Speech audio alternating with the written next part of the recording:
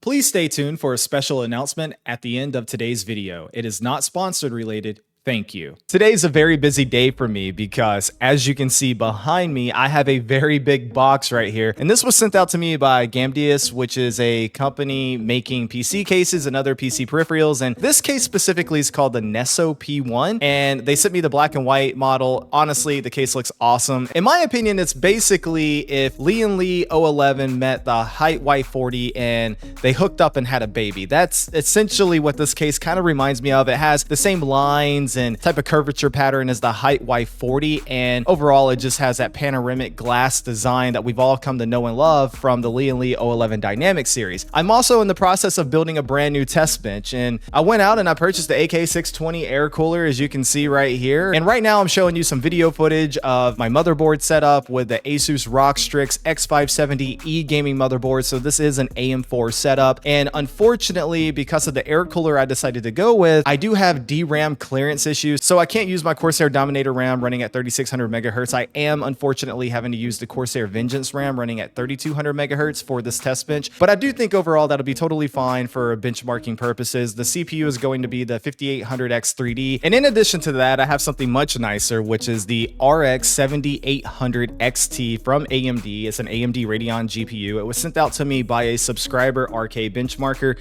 Thank you, man. I really do appreciate it. And this will be the GPU we're starting our benchmarks off with. So I'm going to build my test bench, and I was going to keep it as an open air test bench, but because Gamdias sent me out this Neso P1, I'm going to build the test bench inside of the Neso P1, and then this will be the very first GPU that we use for the benchmarks. So today we're going to do some PC building. We're going to talk about a brand new PC case, and we'll finish up with some very light introductory gameplay benchmarks, but don't worry, there is a full video coming on this guy, so stay tuned, get subscribed so you don't miss it. Okay, sorry to change all the lighting on you, but I'm actually recording this a few days after that last segment you just watched. It's been a process, okay, but that is for a variety of different reasons, some of which we will talk about at the end of the video in the special announcement section.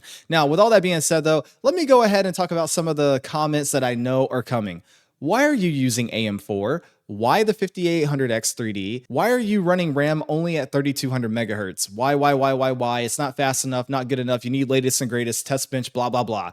Look, I'm not overflowing with money, and I don't have a whole bunch of hardware over here. At the end of the day, I have to work with what I have. And if I'm running something more powerful, like a 4090, for example, then A, that is already in my main PC. B, I'm running it on an AM5 platform with a 7800X 3D, so it is totally fine. And C, I've already done plenty of content on the 4090 with the 7800X 3D, and there's still more coming. But for what I have planned for my test bench, the 5800X 3D on the AM4 platform is totally fine. You're going to see later in the video with the preliminary benchmarks for the 7800 XT exactly how well the 5800X 3D pairs with the 7800 XT. And spoiler alert, it is quite nice. So there's nothing to worry about. But now let's move on and talk about the Neso P1 in greater detail. Let me tell you about the pros and the cons and if I think the case is actually worth it or not. Okay, ripping the band-aid off, on Amazon, the Neso P1 has a listing price of basically $190, $189.99. At the time of filming, it is currently on sale for $179.99. Now that is definitely pushing it in terms of overall pricing, but what do you get for that price point? Well, for starters, it comes in 5 different colors and they are all the same price. So that is a benefit. You don't have to pay more for black or white or whatever. So that is awesome. Additionally, there are plenty of perforated outer mesh panels to allow for maximum airflow within a case that has plenty of glass. So that's a good thing as well. Speaking of glass, it has 2 glass doors that open at the push of a button. However, I want to point out that the main front door doesn't actually close all the way. And so at the bottom, you can take your finger and tap it and it will have a little bit of give to it. And I thought maybe I had a damaged product or something like that. But I actually contacted Gamdias and they owned up to it and said, no, that's just how it works. You know, it is what it is. So props to Gamdias for owning up to it and not trying to hide it. But at the same time, for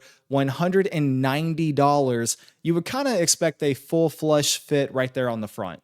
Now, the marketing material does suggest that you can remove both of the glass doors. However, my unit does not allow for that, and I found another creator who reviewed this case, and his unit also did not allow for that. Now, technically, you can unscrew the doors if you wanted to, but nobody wants to do that. It's an inconvenience, and at the same time, your marketing material suggests otherwise, so there's mixed messaging going on here. If the marketing material says you can slide it off, you should just be able to slide it off, and I absolutely could not do that. Additionally, the case does look like it can support an eATX motherboard. However, I do not have one to confirm that. However, the official website does not have eATX listed as an option. Additionally, the website refers to the Neso P1 as a full tower case. However, the box that I received clearly said mid-tower case on it. So honestly, I'm not sure what the official classification is, but what I can tell you is that there is more than enough room in the case. It is a dual chamber design. So I put the entire test bench in there and still had plenty of room to spare. So even if it is technically a mid-tower case, I would say it seems like it has more room than your average mid-tower. It's definitely on that line of being mid-tower, full tower. It's really hard to tell. I wish the marketing was more clear on that point. But either way, I can confirm this case is definitely not small. The Neso P1 supports a 420 radiator on the side mount and up to a 360 millimeter radiator up top. The case does support up to 10 fans, and I was able to put in 9 myself. And I can confirm if I had one more 140 millimeter fan, I could put that on the side of the case and make it 10 fans even. Now, even though the Neso P1 supports 10 fans at once, it doesn't come with any. You have to provide all of your fans. $190, 0 fans. Yeah, keep that in mind. The Neso P1 supports both traditional horizontal mounting and vertical mounting. However, it is important to understand that the case does not come with a riser cable. You must furnish your own, and be sure to get a riser cable that allows you to bottom mount it in a PC case, because a normal standard flexible riser cable is not going to cut it here. I can absolutely confirm from experience that the Neso P1 does in fact have ample cable management, and it even has a little shelf in there for you to put your fan controller. Although depending on the length of your cable, you may or may not have enough length to actually combine all your cables and set it there, but it is there if you can make it. Now, arguably the best part about the Neso P1 and what sets it apart from all the other cases out there is the fact that it does support a rotatable chassis design with modular pedestals. I can also confirm from actually building in the case that the rotatable design does work. It works incredibly well, and it's incredibly easy to take the pedestals off the traditional standing up position and lay down the case itself and, put the pedestals back in on the backside. It elevates it just enough to pull in air from the bottom. So I would say if you have the proper fan configuration, and if you just maxed everything out in terms of, overall fan capacity, either position will probably work just as good as the other, because I tested it in both positions and I didn't notice a difference in my temperatures, not really. So now we're about to transition over to gameplay, but first, a couple of final points about the case. Number one, I did not mention this, but the PCI slot covers are terrible. They just are. They're very cheap. They can bend incredibly easily. And while no, that should not necessarily be a full breaking point for you in terms of deciding to buy this case or not, it's definitely something though that just kind of says,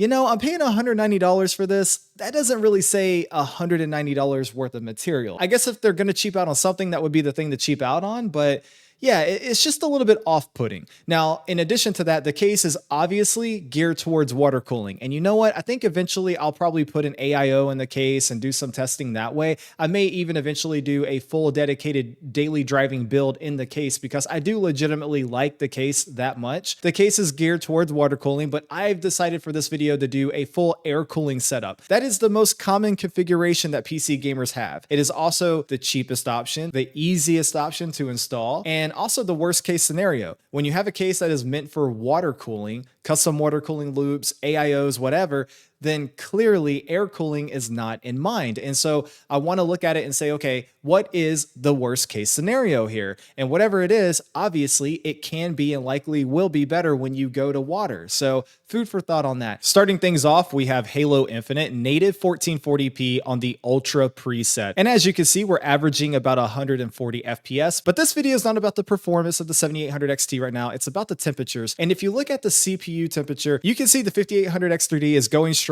at 46 degrees Celsius. That is incredible. And also the GPU, while being 100% utilized, is coming in at 56 degrees Celsius. Again, that is incredible. This is in the case with the doors shut, and you're also talking about an air cooling setup all the way around, 1440p, ultra preset. This is awesome. And also this goes to show what I was talking about earlier, just how good the 5800 X3D really kind of pairs with the 7800 XT, because we're getting the full 100% GPU utilization. Next up, we have some Call of Duty Modern Warfare 2, and this is the multiplayer, not Warzone. And again, this is native 1440p on the Ultra preset. No, I don't mean maximum settings. That would be the Extreme preset. This is not the Extreme preset. It is the Ultra preset. And as you can see, the 5800X3D is around 50C, which is still incredibly impressive. And unfortunately, the 7800XT here has definitely increased in terms of overall temperatures, but still, this is definitely within the acceptable range of thermals. That's not too bad. I'll definitely take that. Call of Duty is also a lot more demanding than a game like Halo anyway. So that's just something to keep in mind. And of course, we are still getting that sweet 100%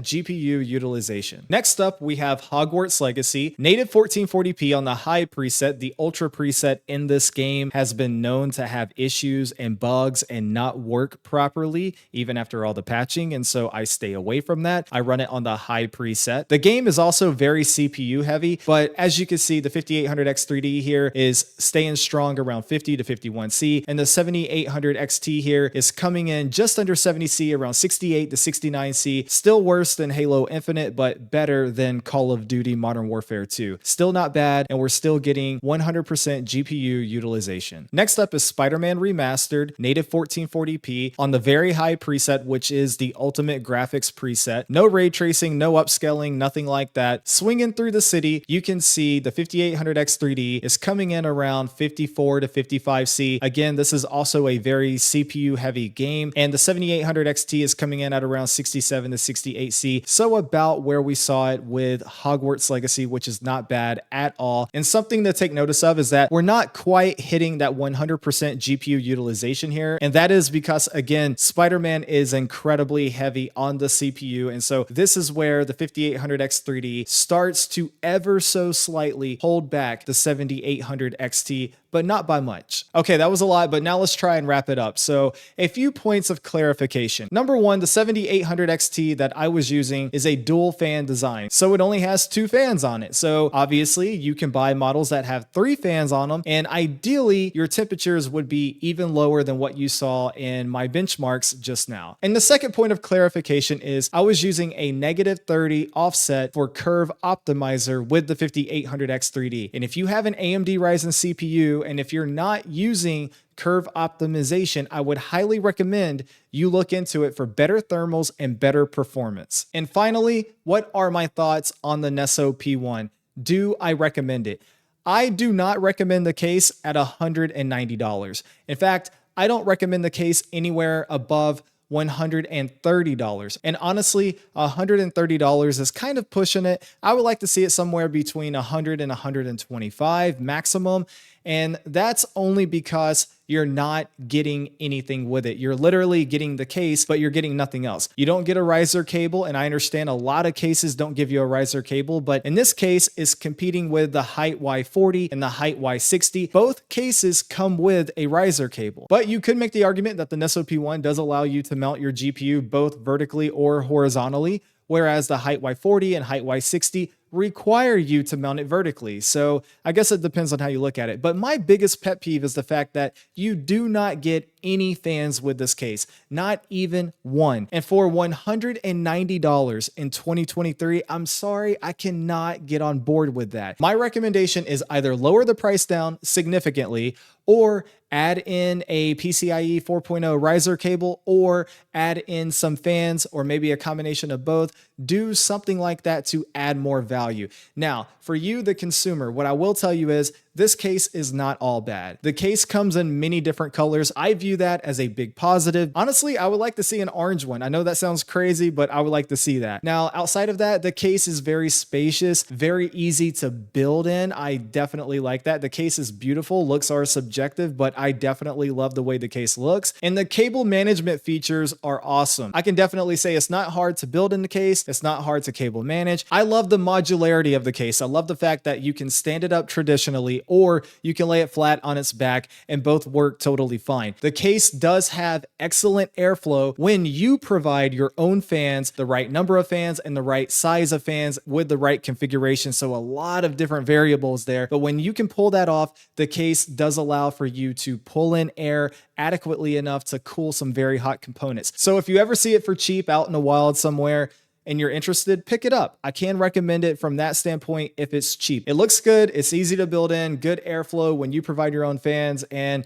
excellent cable management. So yeah, definitely give it a shot for the right price. And finally, I want to talk about my special announcement or whatever. And really, it's more of a community update. If you've been following me for a decent amount of time and you're actually involved in my community, then you might have noticed a few things. Number one, my Discord, which has been open to the public for free for over 2.5 years, is now gone and no longer exists. And if you were in the Discord this past weekend, then you probably know why, and I'm not going to get into it. However, now I've created a brand new Discord, and it is only for my Patreon members. And so if you're looking to join my Discord, it will be $1, but your first 7 days are free. So you can try it for 7 days and say, you know what, I don't like it, leave, and never even get charged $1. So feel free to check it out if you want. Links will be below. And ever since I shut down the Discord, I felt really bad because I was losing a lot of connections, but at the same time, I'm overwhelmed by the support that you're all giving me. So many of you are like, dude, it's $1. I'll sign up for that. You're worth it. Your community's worth it. I learn a lot. We talk about PCs. We talk about GPUs.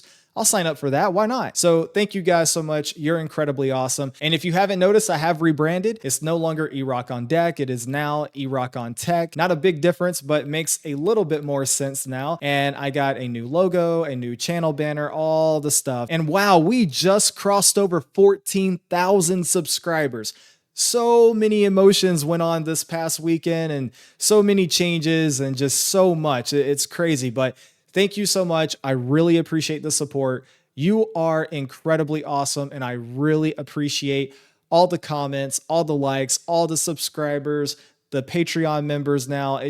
It's incredible. And I say thank you. Thank you so much. Thank you to Gamdias for sending me the case to review and check out and play with. That is awesome.